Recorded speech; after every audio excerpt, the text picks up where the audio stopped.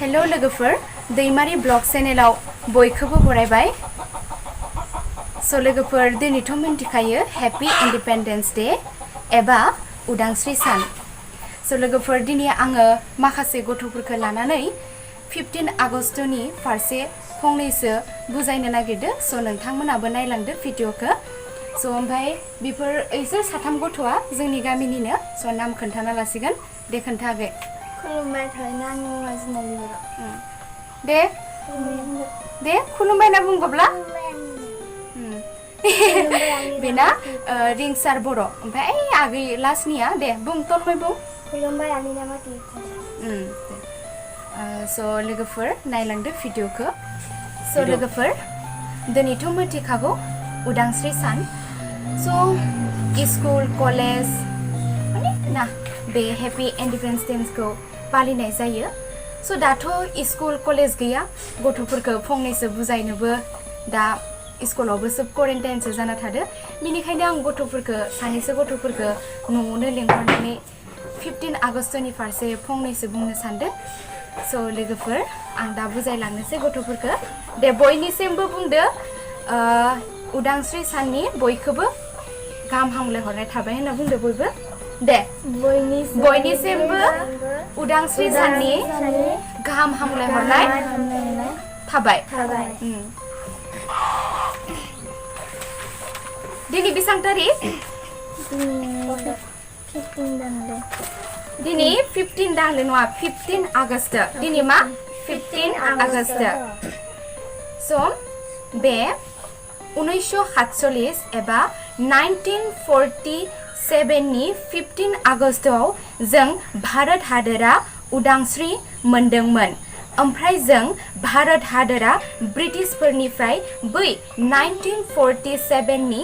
15 आगस्टआव उदांस्रि मोननाय थाखायनो बे 15 आगस्ट सानखौ उदांस्रि सान महरै फालिनाय जायो स' बुजिबायसाने जोंना बियो ना हारसा गथ'सो आरो ना ओमफ्राय अल एभ्रिथिं बर' बुजिजोबो आरो न' तन्मय बुजियो दा बुजियो स' 15 आगस्टआव जोङो माने इंराजफोरनिफ्राय जोङो मा मोनदोंमोन उदांस्रि मोनदोंमोन 15 आगस्ट खालार खालि बिनिखायनो बे सानखौ मा फालिनाय जायो 15 आगस्टखौ 15 आगस्ट उदांस्रि सान हिसाबै फालिनाय जायो नंगौना नङा मा सान हिसाबै उदांस्रि सान मा सान उदांस्रि सान ओमफ्राय सान महरै फालिनाय जायो बे 15 आगस्टआव जों मोनथाम गाबनि बा कालारनि फिरफिला बिरहोयो बे मोनथाम गाबानो जाबाय जों बे मोनथाम गाबनि फिरफिला बिरहोयो हा बे गोजौनियानो जाबाय गेरुवा हिसाबै बियो कमला कालार बा अरेन्ज कालार दङ हिसाबै बेखौ जोंनिया बर'आव गेरुवा कालार बुजायो एन्ड गेजेराव मा कालार दङ गुफुर सबनिसाय लास्टाराव मा कालार दङ गोथां स' बे मोनथाम गाबावबो मा बुजायो ओंथि बुजायो माखासे हा ओंथि बुजायो बे ओंथिखौ आं नोंसोरनो खोन्थानोसै स' बुजिदों आं बुंनायखौ गब्ला बेयाव खैथा कालार दङ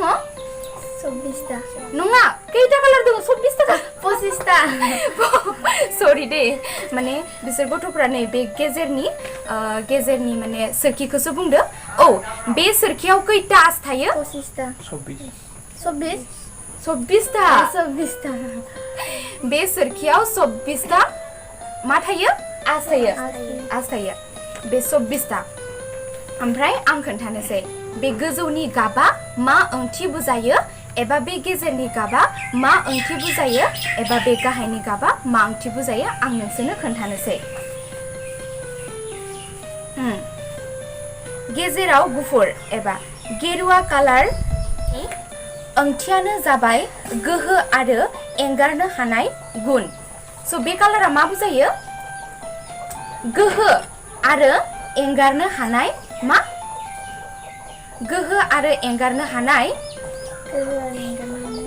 हानाय मा बुजायो ओंथि बुजायो नै बे गुफुर गाबा मा बुजायो मिथिबायना मा ओंथि बुजायो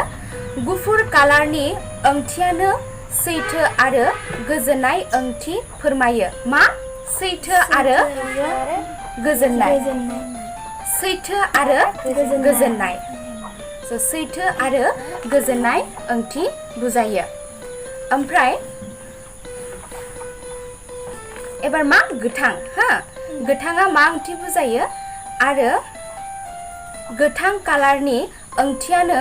फोथायनाय आरो देरहानायनि फोथायनाय आरो देरहानायनि मा फोथायनाय आरो फोथायनाय आरो देरहानायनि ओंथि बुजायो सोरखिनि ओंथियानो जाबाय दोहोरोमनि ओंथि लोगोसे फिरफिलानि गोलावखो बे फिरफिलानि गोलाव हा बे फिरफिलानि गोलावखो माने खै फुट लायो हा 3 फुट लायो बे गोलावखो बेसां फुट लायो 3 फुट लायो ओमफ्राय बे बहल बोरिया बिदिखौ बेसां लायो 2 फुट लायो बेसां लायो 2 फुट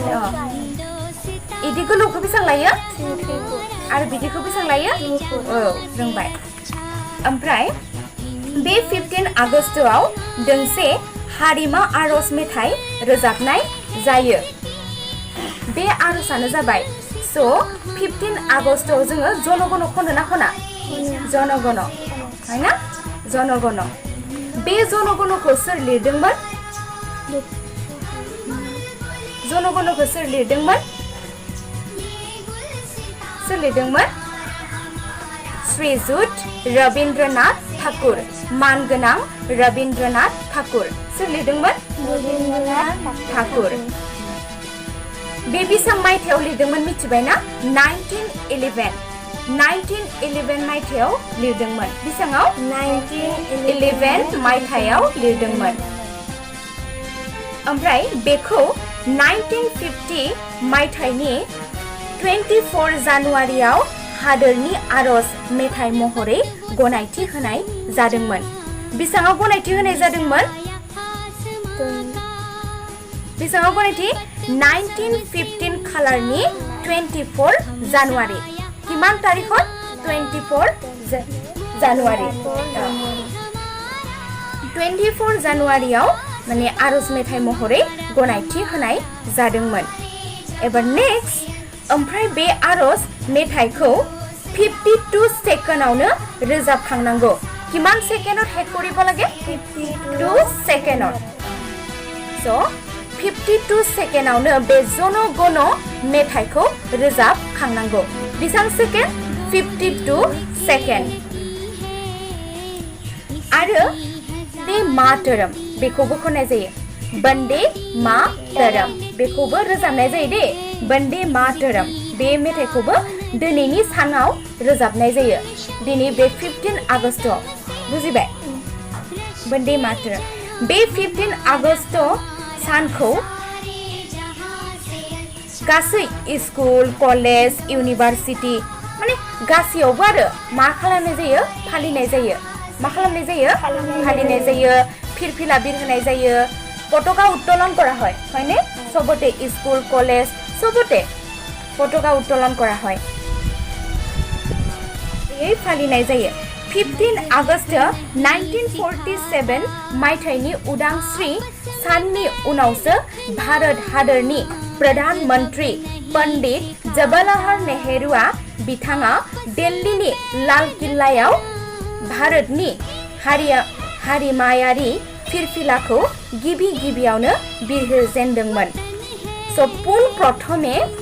এই পতাকাটো ভাৰতৰ প্ৰধানমন্ত্ৰী पंडित जवाहरलाल नेहरूए दिल्लीर को लाल किल्ला दिल्लीनि लाल किल्लायाव माने बिरहोनाय जादोंमोन दे फार्स्टआवनो बिरहोनाय जादोंमोन बिनि उनावनो भारतनि गोदान माने भारतनि उनावथ' माने प्रधानमंत्री पंडित जवाहरलाल नेहरूनि उनावसो सोलायलांबाय थांबाय न प्रधानमंत्रीया ओमफ्राय बिसोरबो उनावहाय बे पताकाखौ बे फिरफिलाखौ बिरहोयो बुजिबाय स आं जेसेखिनि हायो नोंथांमोननि सिगाङाव सावरायबाय बे गथ'फोरखौ लानानै गोबाङानो मिथिखागौ एबा नोंथांमोना मिथिखागौ दिनैनि सानखौ आरो जाबोनाय जाथायफोरखौ 15 आगस्टनि ओंथिया मा एबा मा सान महरै फालिनाय जायो बयबो मिथिखागौ नाथाय आं जोंनि गामिनि गथ'फोरखौ फंनैसो बिनि बागै बुंबाय दा स्कुल कलेज थानायमोनबा बिसोरनि फोरोंगिरियानो बिसोरखौ बुजायगौमोन नाथाय दाथ' स्कुल कलेज गैया बन्द' बेनिखायनो बुंनायलाय आं लेंहरनानै फंनैसो बिसोरखौ बुजायबाय स' बाराथ' बुंनो हाया गोबां बाथ्रा दङ भिडिअ'आवबो गोलाव जालांगोन स' लोगोफोर आंनि भिडिअ'खौ नायना मादि मोनखो नायनानै मोजां मोनबायबा like comment subscribe and share खालामना होबानो जाबाय